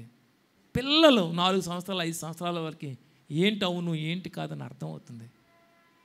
మనం ఇన్ని సంవత్సరాలు పెద్దవాళ్ళు అవుతున్నాం. సంఘ నియమం ఏంటి, సార్వత్రిక సంఘ సిద్ధాంతం ఏంటి మనకు తెలియటం లేదు. ఈరోజు మనం మారు మనసు పొందాం. సార్వత్రిక సంఘం అంటే స్థానిక సంఘములో విధేయతగా మనం ఉండడం. ఆ తర్వాత నాయకులతో కలవాలి. ఆ నాయకుల మీద నాయకులు వారు కలిసినట్టు ఉండాలి. అందరూ సార్వత్రిక సంఘంలో కలిసి ఉండాలి. డినామినేషన్ల భేదం పోవాలి. ఇది మీరు అది మీరు అని అనుకోకూడదు. ఇంకా ఈ డినామినేషన్ పేరు ఈ వాక్యం అర్థమైన వాళ్ళు సేవకులు వెనక్కి పెట్టుకోవాలి. ఆ గ్రామం పేరో ఆ వీధి పేరో సంఘం అని పెట్టి యేసుక్రీస్తు వారి సంఘం అని మనం చెప్పాలి. అప్పుడు దేవుడు సంతోషిస్తాడు. ఆయా దైవజనులు గొప్ప దైవజనులు, నేను అన్నాను 100వ వంతు కాదు కదా, 1,00,000వ వంతు కూడా నేను చెల్లను. ఇప్పుడు జాన్ హస్సీ గారు ఉన్నారండి. ఆ పాప ఎందుకు అంత బాధపడుతుందంటే దానికోసం బాగా చదివింది. మనం వెంటనే ఎందుకు కరగలేకపోయామంటే ఆ స్టోరీ అంత తెలియక. ఆ తర్వాత నేను విన్నప్పుడు ఎంత బాధ. బట్టలు విప్పి సత్యం కోసం అతను ఊరేగించారట, అతను చంపేశారట. సత్యం కోసం ఎంత బాధపడ్డారు. వాళ్ళని గౌరవించాలి. వారి పుణ్యమా అని మనము మంచి విషయాలు మనం నేర్చుకుంటున్నాం. ఎలా ఉండాలో ఎలా ఉండకూడదో మనం నేర్చుకుంటున్నాం. మ్యూజిక్ వాయించిన వాళ్ళందరూ ఒక డినామినేషన్ పెట్టేసి, మ్యూజిక్ కొట్టిన వాళ్ళందరూ ఒక డినామినేషన్ పెట్టి, ఇప్పుడు దేవుడు నాకు అనుగ్రహించిన ప్రేరేపణ బట్టి నేను తెల్లబట్టలు వేసుకున్నాను. ఇంకంత మినిస్ట్రీ వాళ్ళందరూ తెల్లబట్టలు వేసుకోవాలా? నేను చెప్తాను, ఈ తెల్లబట్టల్లో వేసుకున్నప్పటి నుంచి నా జీవితంలో కార్యాలు ఏం జరిగింది. నీకు కూడా హృదయపూర్వకం కానీ తప్పనిసరిగా ఇలాగే వేసుకోవాలి అనే సిద్ధాంతం పెడితే సార్వత్రిక సంఘం నుంచి నేను ఏం చేస్తున్నానంట, వేరుపరుస్తూ ఉంటున్నాను. కాబట్టి ప్రియమైన దేవుని బిడ్డలారా, మనం ఏం చేయాలి అని అంటే మరలా ఈ డినామినేషన్, మీ ప్రార్థనలో ఇదొక అంశం చేర్చుకోవాలి. ఈ డినామినేషన్ల ద్వారా చీలికలైపోయిన సార్వత్రిక సంఘము మరలా కట్టబడాలి. ప్రభువా, నేను ఒక ప్రార్థన మొదలుపెట్టాను పోయిన వారం నుంచి. బ్రదరానికి మూలం పాల్ గాంధీ గారు, నేను ఆయన కోసం ప్రార్థన చేశాను. ఏమనంటే, ప్రభువా ఆయనే కట్టి చచ్చిపోవాలి. గోడలు కట్టిన వారే గోడలను కూల్చి, లేదు ఆయా సంస్థల్లో యోగ్యులైన వారు ఉన్నారు. మన ప్రకాష్ అయ్య గారు ఒక మాట వింటున్నప్పుడు, అది స్టీఫెన్ బాబుకు పంపించాను. ఆ మొక్కజొన్న పొత్తు ఆయన 10 రూపాయలు ఇటు కొనుక్కోలేదంట. ఎందుకు కొనుక్కోలేదని చెప్పుకొచ్చారు ఆయన. ఎందుకు కొనుక్కోలేదంటే, రైల్వే ట్రాక్లో రైల్వే గేట్ పడిపోయిందంట ఇది వెళ్తున్నప్పుడు. ఆ పక్కనే పొత్తులు అమ్ముతున్నారంట. సరే పొత్తులు అమ్ముతున్నారు కదా, ఈ టైం పాస్ చేద్దామని దిగాడు. పొత్తు ఎంత అని అడిగాడండి. 10 రూపాయలు అన్నాడు. 10 రూపాయలు అంటే అందులో చిన్నది ఏదో చూశాడట. చిన్నది చూసి ఇది ఎంత అన్నాడట. ఏదైనా 10 సార్, మీకు కావత తీసుకుని అది మానేయండి అన్నాడట ఆయన. అంటే ఇంకా ఈయన దగ్గర డబ్బులు ఉన్నాయి, చిల్లర డబ్బులు ఉన్నాయి, ఈ డబ్బులు ఉన్నాయి. అయితే ఒక ప్రేరేపణ కలిగిందంట. ఒక ముసలావిడి ఎప్పుడు 10 రూపాయలు వేస్తుందంట ప్రతి ఆదివారం కానుక. ఒక వారం ఆవిడ రాకుండా, వచ్చే వారం నేను రానండి అని చెప్పి, వచ్చే వారం నేను రావట్లేదయ్యా అని వచ్చే వారం 10 రూపాయలు కూడా ఈయనకి ఇచ్చి, వచ్చే వారం నా పేరు నా చందా పెట్టి వేయిందన్నాడు. ఈయనకి ఆ సంఘటన గుర్తొచ్చింది. ఎంత పేద విధురాలు ఎంతగా భయం కలిగి 10 రూపాయలు ఇస్తే నేనేదో టైంపాస్ కోసం ఎందుకు తినాలి అలాగని చెప్పి ఆయన అన్నాడు, అందరూ ఇలా చేయమని కాదు అన్నాడు. ఆ మాట విన్నప్పుడు నా హృదయం ఏమైపోయింది, అమ్మో కొంచెం నేను జాగ్రత్తగా ఉండాలని భయము బాధ కలిగింది. ఇలా ఎంతోమంది సేవకులు ఈ మాట వింటే వారు కూడా కొంచెం విచ్చలవిడిగా, ఈ కారు అయిపోయిన తర్వాత ఫ్యాషన్ కోసం కారు మారుతున్న వాళ్ళకి ఒక బాణం గుచ్చుకోదా? నన్ను ఈ కారు ఒకవేళ పరిస్థితి మారిపోయింది, ఇంకా ఉపయోగకరంగా లేదు అంటే కారు మార్చొచ్చు. కానీ కాదు కొత్త బ్రాండ్ వచ్చింది, అందరికన్నా నాదే పెద్ద ఖరీదైంది ఉండాలి అని కొనుక్కుంటున్న సేవకులు ఈ వాక్యం ద్వారా మారరా? మనం ఏం చేస్తున్నాం, మన మిషన్ అడ్డు పెట్టుకొని ఇటువంటి అనేకులు మారవలసిన దాన్ని అడ్డుకున్నాం. ఇలా ప్రకాష్ అయ్య గారు అలా మొన్న పిల్లా వెంకటరత్నం గారి గురించి ఒక పాస్టర్ గారు మా ఇంటికి వచ్చి చెప్పారు. ఎందుకో నేను ఆయన వాక్యాల మీద దృష్టి పెట్టలేదు, నాకు ఎందుకు ప్రేరేపణ కలగలేదు. కానీ ఆయన ఆ మాట చెప్పిన తర్వాత నాకు సంతోషం కలిగింది. నేను కూడా 1-2 వాక్యాలు విన్నాను. ఏం చెప్పాడంటే, ఎప్పుడు కూడా కోపం అవ్వరండి, అందరిని నవ్వుతూ ఆయన చేస్తాడండి. అని చెప్పారు. ఎంత ఇప్పుడు ఆ సేవకుడు ఏం నేర్చుకున్నాడు? ఒకవేళ అనవసరంగా నేను కూడా కోపం అవ్వకూడదని ఆ పిల్ల వెంకటరత్నం గారి వల్ల నేర్చుకున్నాడు కదా. నేను కూడా మరి పూర్తిగా ఎప్పుడు బుజ్జగించడం కాదు, కానీ ఎక్కువగా కోపం అవ్వకూడదని నేను కూడా అనుకున్నాను కదా. ఇప్పుడు ఈ వాక్యాలన్నీ ఎందుకు తోసివేసుకోవాలి? కాబట్టి డినామినేషనల్ భేదము ప్రభువా కూలద్రోయాలని ప్రార్థన చేయాలి. ఎందుకంటే దేవుని రాకడ సమీపంగా ఉంది. ఇప్పుడు అత్యంత సమీపంగా ఉన్నాం. మన బాధ్యత ఏంటంటే సంఘమును నేను చీల్చకూడదు. సంఘ నాయకులు దేవుడు నాకు అప్పగించిన తర్వాత నేను లోబడి ఉండాలి. అదే విషయము, అదే తర్వాత నాయకుల్లో ఐక్యత కలగాలి. మీకు తెలుసా, ఎక్కువగా మీకోసం కంటే నాయకుల కోసం నేను ప్రార్థన చేస్తాను. విజయనగరంలో లేదా ఈ క్వార్టర్స్ చుట్టూ ఉన్న వాళ్ళ కోసం నేను చేసినట్లుగా కాళ్ళు ఎగరేసుకొని చెప్తాను. నేను చేసినట్లుగా అన్నిసార్లు వారిని దీవించమన్నట్లుగా ఇంకెవరూ నా కోసం అంత చేసి ఉండరు. ఎందుకు చేస్తున్నాను అని అంటే సార్వత్రిక సంఘం కట్టబడాలి. అదే ఒక ఉద్దేశం. మీరు కూడా ప్రార్థన చేయాలి. మా సంఘంలో ఐక్యత ఉండాలి. ఉంటుంది ఎవరో ఒకరి ద్వారా విభేదం, కానీ సార్వత్రిక సంఘం కొరకు మా సంఘం సిద్ధపడాలి. దేవుడు అనుగ్రహించిన కృపను బట్టి నేను స్నేహం చేస్తున్న వారు ఆయా డినామినేషన్ల వారు ఉన్నారు. కొంతమంది అర్థం ఎరగని వారు ఉన్నారు, కానీ సంతోషంగా వారిని వెంబడిస్తున్నాం. వారు కొంతమంది నన్ను వెంబడిస్తున్నారు. ఈ విధంగా ఒకరి నుంచి ఒకరు నేర్చుకోవాలి. సంఘంలో కూడా ఎవరో ఏర్పాటువాది ఉంటారు. ఇక్కడ అంటున్నాడు అపోస్తలుడైన పౌలు, ఇలా విభేదాలు ఉండకూడదు, ఒకడు అప్పుల్లో వాడు అనకూడదు, ఇలా అనకూడదు అని చెప్పి నేర్పిస్తూ ఉంటున్నాడు. మనం కూడా నేర్చుకొని నా వలన ఇప్పుడు సంఘంలో భేదాభిప్రాయాలు రాకూడదని, ఒక కుటుంబంలో తండ్రికి నేను ఎలా లోబడి కొన్ని చేయకూడనివి కొన్ని చేయవలసినవి ఏ విధంగా కార్యక్రమాలు నేను నిర్వహిస్తాను, దేవుని సంఘంలో కూడా ఒక కట్టుబాటు, ఒక విధేయత.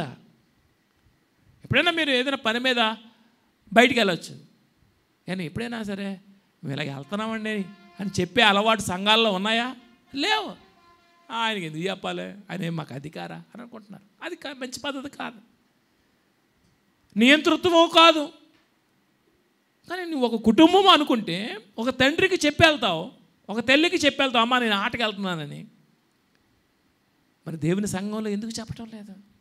మనం మార్చుకుందాం, క్రమశిక్షణ నేర్చుకుందాం. అదేంటంటే కట్టు పెట్టేస్తారా, గోడల్లో ఇరికించేస్తారా? కాదు. నీ కుటుంబంలో ఎటువంటి వాతావరణం ఉందో దేవుని సంఘంలో కూడా అటువంటి వాతావరణం. తల్లిదండ్రుల ప్రేమ పిల్లలకి ఇచ్చినట్లుగా సంఘ కాపరి కూడా తన స్వార్థం చూసుకోకుండా సంఘ క్షేమాన్ని చూసుకోవాలి. తన యజమాయిషి చూసుకోకుండా కొడుకుని ఏ విధంగా ప్రేమిస్తారో సంఘ బిడ్డలను ఆ విధంగా ప్రేమించాలి. అపోస్తలుడైన పౌలు అంటాడు, గారవించినట్లుగా తల్లి తన బిడ్డను గారవించినట్లుగా నేను గారవించాను అంటున్నాడు. మిమ్మల్ని నా హృదయంలో ఉంచుకున్నాను అన్నాడు. ఫిలిప్పీ సంఘంలో ఫిలిప్పీ రాసిన పత్రికలు ఏమన్నాడు? మిమ్మలను ఎక్కడ ఉంచుకున్నాడట? దేవుని సేవకులు, దేవుని ఆత్మచేత నింపబడిన వారు హృదయంలో ఉంచుకుంటారు. నేను చాలాసార్లు చెప్పగలను, రాత్రులు పలానా వారి కుటుంబ పరిస్థితి ఏంటి, అయ్యో పలానా వారు భేదాభిప్రాయాలు భార్యాభర్తలు కలిగి ఉన్నారు, వారిని ఏ విధంగా కట్టాలి అని ఆలోచించి చాలాసార్లు నిద్ర పట్టదు. కాబట్టి సంఘములో ఆధ్యాత్మికమైన వాతావరణం, ఒక పెద్ద కుటుంబాన్ని పోలిన వాతావరణం. అందరికీ ఒకవేళ దైవజనుడు మేలు చేయలేకపోయి ఉండొచ్చు, కానీ విశ్వాసులుగా మీరు భేదాభిప్రాయాలు లేకుండా తండ్రిని ప్రేమించాలి, తోటి సహోదరులను ప్రేమించాలి. అప్పుడు సార్వత్రిక సంఘాన్ని కట్టడానికి నేను ఒక మూల కారణం అవుతున్నానని చెప్పి మనం అనుకుంటున్నాం. అటువంటి కృప పరిశుద్ధాత్మ దేవుడు మనందరికీ అనుగ్రహించునుగాక.